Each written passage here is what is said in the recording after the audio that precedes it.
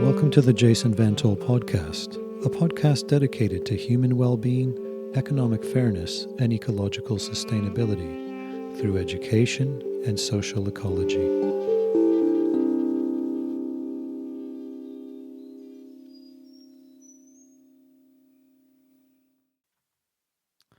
Hi everyone, and welcome to this first ever episode in which I introduce myself, where I come from, and why I've become interested in the things that I have and how they contribute to my PhD and the interrelated topics of human well-being, economic fairness, and ecological sustainability. So, let's get started. I was born and grew up in a place called Mississauga, which is in southern Ontario, Canada. As far back as I can remember, Mississauga has always been growing. When I was 4, we moved to a new house on the edge of a brand new subdivision, and the neighbors' kids built a makeshift cubby house from construction pallets with a set of tables and chairs inside made from the giant spools used to wind cables. From there we could look out at the vast tract of land cleared for yet more houses, more roads, more people, and so on. But Mississauga was definitely not an exception in its growth mania. Rather, this has been a global trend. I can remember as a kid the first really big number I learned was 4 billion, which represented the global human population at that time. Now it's more than 8 billion, more than double, which can't go on forever. I share these parts of my childhood because the world's natural limits play a key role in my PhD and in relation to the concept of ecological sustainability, which I'll discuss more in future episodes. Well, not too far away from our kids' cubby house was a small forest which would be left standing and still stands today. Growing up, I spent countless hours with friends and occasionally alone in that forest. It was an island of nature amongst a sea of suburban growth, and it helped preserve for me what I think must be an instinctual love for natural environments. And had it not been there, I may have grown fearful of them, which I think sometimes happens when people are raised or spend too much time in exclusively urban environments. As for my parents, my mom was a primary school teacher and my dad a computer scientist. My dad was a real Renaissance man in the sense that he was interested in a wide variety of things. He had a quiet but insatiable curiosity for the world around him and the way things worked, and engrossed himself in a variety of learning projects, from fixing the car to renovating the basement, and from learning foreign languages to practicing new dances with my mom. He was born in the Netherlands just after World War II and was pulled out of school after year 8 in order to support his family. When he moved to Canada, he completed his bachelor's degree through night school over the course of about 20 years, while working and raising a family. I can remember going to his graduation with my mom and brother, though I didn't really understand the significance of the event at the time. Both my parents wanted to ensure that my brother and I had the best education possible and instilled a love of learning in me, which has persisted. As schooling and education are central to my PhD, I should say something about my own experience of these. So first, in general, I can say that I enjoyed school. Of course, there were some experiences that I didn't enjoy, but in general I enjoyed school. And I say this because as a teacher all my working life, I have seen so many students who definitely do not enjoy school for all sorts of reasons. And over time I've come to learn about many of these reasons, some of them due to personal circumstances, but others because of institutional reasons. I mean, reasons having to do with the organization and structure of schooling, which doesn't work well for many young people. Well, in any case, as I say, I generally enjoyed school, and I mentioned that my mom was a primary school teacher. Her early influence no doubt had a huge role in preparing me for school and to get me in the habits that would be needed to succeed there. This was not without some disadvantages, though, as the following clip from my childhood suggests. Oh, not I. Or if I do, he's sure quiet. Yeah. Look, Mommy likes this. Look over here. There's Wee Willie Winky. Can you do that one for Mommy? No, you do it. Read this one. Oh, look. Just a minute. No, just right here. Who's this? Cat, rat, Could eat no. rat. His wife could eat. No lead. And so the platter clean. Yeah. Yeah. Oh, who's this? Bubba, Louie. Barber, shave. Louie. Shave a pig. Come on, how many hairs? So, we'll read this one. No. Yeah. I want to do this one. See, this is no good. This is no good. There, you know this one. There was. You read this one for Mommy. Come on, Mommy wants to hear you say it. There was I had so many kids, I didn't know what to do when She did. some blocks out of bread and sent to a bed. Oh. And that one is picky, and that one is picky too. Yeah. And Can you that do one- hickety pickety? Yeah. Oh, do it for me. Pickety, comes out today. I have border hat and umbrellas and boots. I came today and see what my friend has to. And I ate some eggs and when I come out all day. Yeah. Yeah. I was little more than about 2.5 in that clip. And while these sorts of experiences primed me for literacy and other abstract thinking that is prioritized in schools today, I think it might have occurred at the expense of more holistic, emotionally sensitive, and play-based approaches to education. Education today, by which I mean formal education, that which takes place in schools, is full of contradictions. I won't launch into any of them now, but much of this podcast is really centered on these, and I'll have much more to say about them in future episodes. Here I'll just say that I'll be the first in line for major school reforms, but last in line for abolishing schools, as per the likes of John Taylor Gatto and others. Well, toward the end of high school, I began doing summer jobs to earn some pocket money and cover some of the costs of going to university.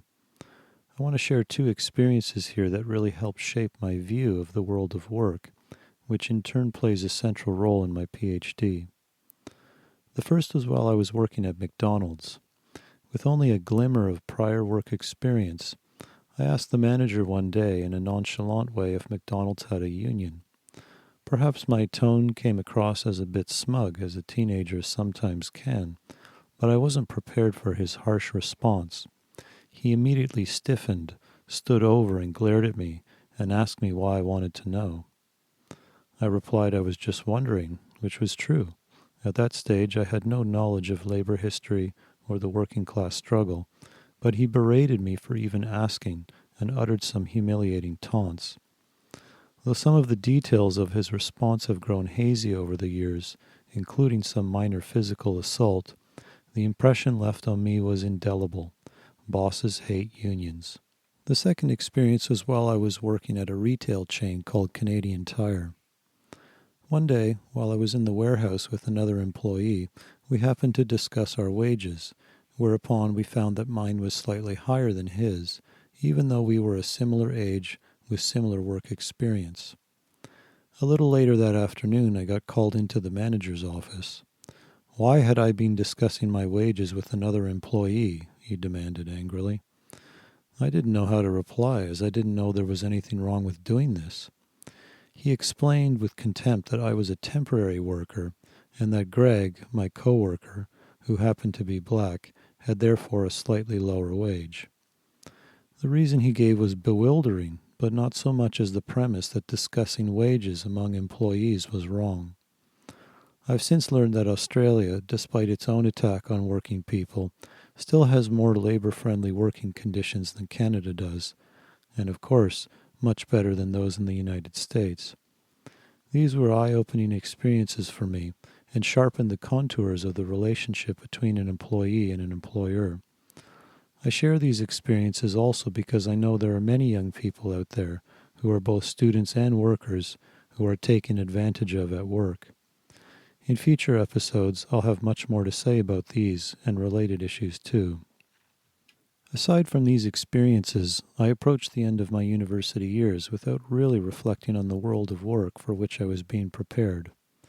Generally, I've studied what I have because I find it interesting, with little regard for its labor market potential. At university, I studied physics and engineering, and in my final year, many of the big engineering firms put on seminars to attract soon-to-be graduates, like me. My classmates would ask, "Are you going to the Bombardier seminar?" Bombardier is a huge engineering firm in Canada. And my response was basically, "Huh?" Though it probably sounds naive, it was only then that I fully understood the path that I was expected to take. Until then, I had been a full-time student all my life, and I should also add here, because I know it's now much less common for young people today, but that I never worked, either in high school or my undergrad, during the semester when classes were in session. I only ever did this during the summer holidays, and this was common. Everyone else I knew at that time was doing the same. What that meant was that, first, there was a lot more time devoted to study, which meant you could learn a lot more than if you were balancing a job while studying, as so many young people are doing today. And it also meant that when you weren't studying, you were having fun and partying with your friends, during which, I should add, I also learned heaps. Probably half of what I learned at university occurred outside of and independent from class. It was a lively, rich, cultural experience. Well, returning to my experience in my last year of university, student life in both high school and university had always afforded me at least 3 months off during the year. In university, it was closer to 5 months a year, even if I was working during the summer holidays. But the looming world of full-time work promised only about 3 weeks holiday a year, which I found totally repulsive and unacceptable. So for this reason, I resolved not to make any postgraduate plans, but to remain open to alternative courses of life. And looking back, I'm happy I made that decision. I had started looking at the possibility of teaching English abroad, which I had heard that some people do, and I recall going to the Career Center at the university and looking into this and found that it was true. There were in fact many opportunities to teach English abroad. But one of the counselors there asked me, "So what's your idea? That you're just going to go and teach abroad for a while and then come back and see what happens?" "Yeah," I replied. And her response was something like, "No, no, no, you need a plan. You need to know exactly what you're going to do and for how long and then what you're going to do after that." I was so shocked by her advice she almost had me going and thinking that I really did need to spell out all the details of my future. But luckily, I ignored her and stuck to my intuition. Looking back, I can say I'm really happy that I did. As a final thought before moving on, I want to just say the concept of, quote, work is so ripe for critical scrutiny. Usually when people use this word, they mean paid work, which is only one very narrow type of human activity. So questions about what counts as work, what doesn't count as work, how much certain types of work are paid relative to others, the history of how these working relations came to be the way they are, and how they influence and are influenced by the rest of the world, and so on and so forth.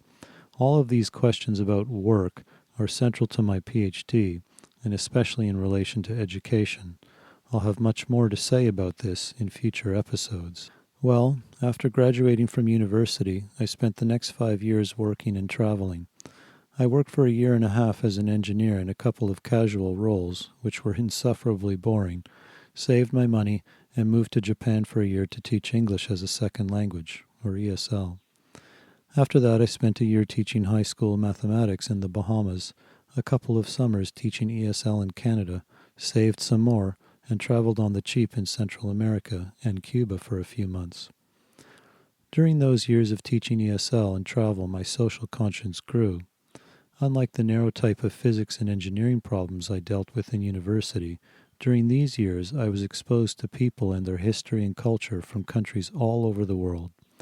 I had thousands of students from places like Brazil, Colombia, Mexico, and Venezuela, as well as Saudi Arabia, South Korea, and Turkey. I even had the odd student from Tahiti, Guatemala, and Russia, as well, of course, as heaps of students from the global north. Countries like France, Spain, Germany, Italy, the Czech Republic, and so on. Teaching these classes were some of the most enjoyable teaching experiences in my working life. I often felt like I was basically chairing an international discussion of mostly young, but also some older people, and that my job was to provide them with the tools for communication. I ended up learning just as much from all these international students as they did from me.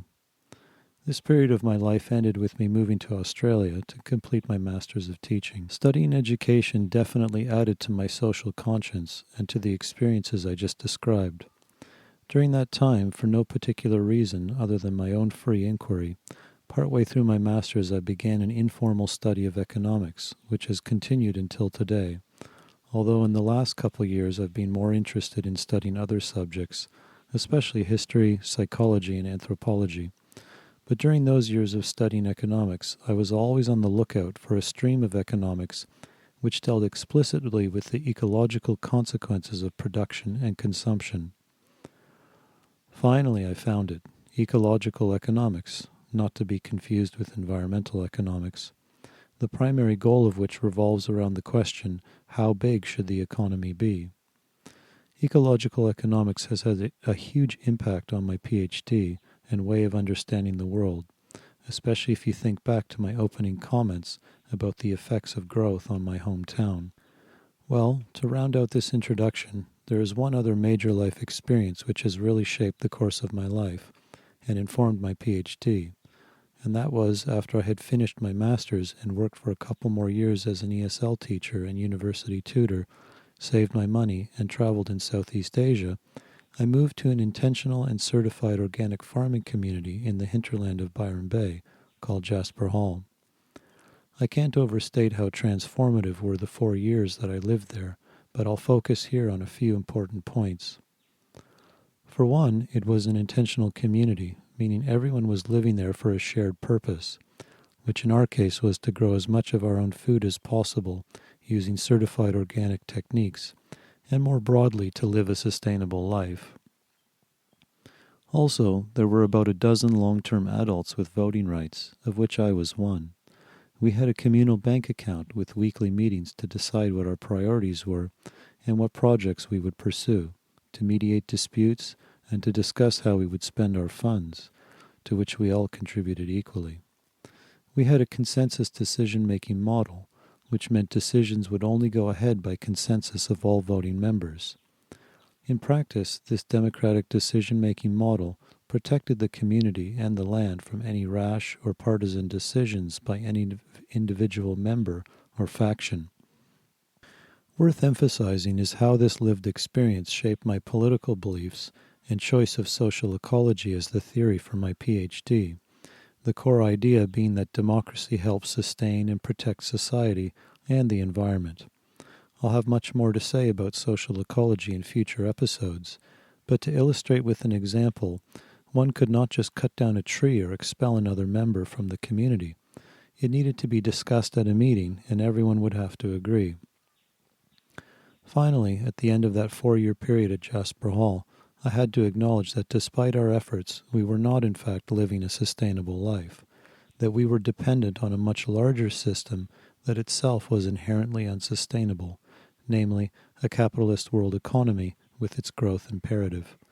So, to summarize this introductory episode, my many years of working in education, love of nature, and belief in economic fairness have all contributed to me pursuing my PhD in education and social ecology.